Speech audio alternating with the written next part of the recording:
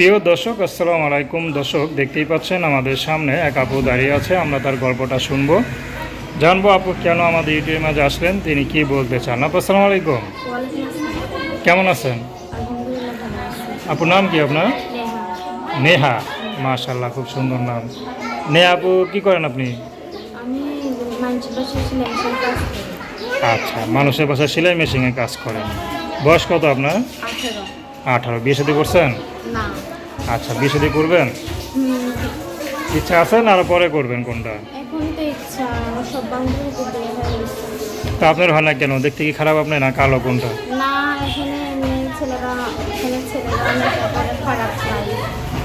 আচ্ছা, এলাকার ছেলে বিয়ে শাদী করবেন না? আচ্ছা, দূরের কোথাও ছেলে পেলে বিয়ে করবেন?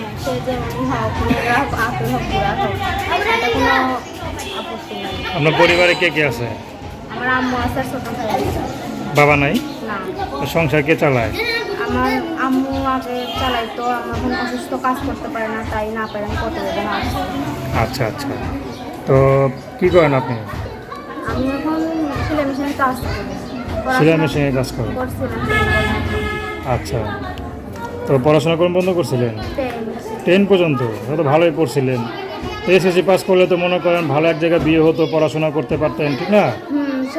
তো করলেন না কেন? টাকার জন্য করতে পারিনি, আম্মু মেডিকেলে ভর্তি ছিল। আচ্ছা আচ্ছা, তো এখন কি পড়াশোনা করবেন নাকি বিয়ে শাদী করে সংসার করবেন, কোনটা?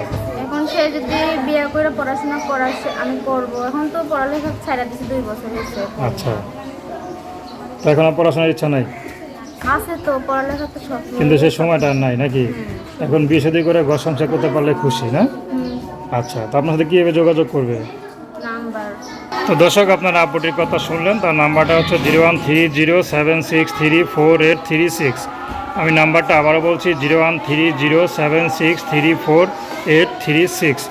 তো দর্শক, প্রেম, ভালোবাসা, সাহায্য, সহযোগিতা, বিয়ে শাদী করা একান্ত আপনাদের ব্যক্তিগত ব্যাপার।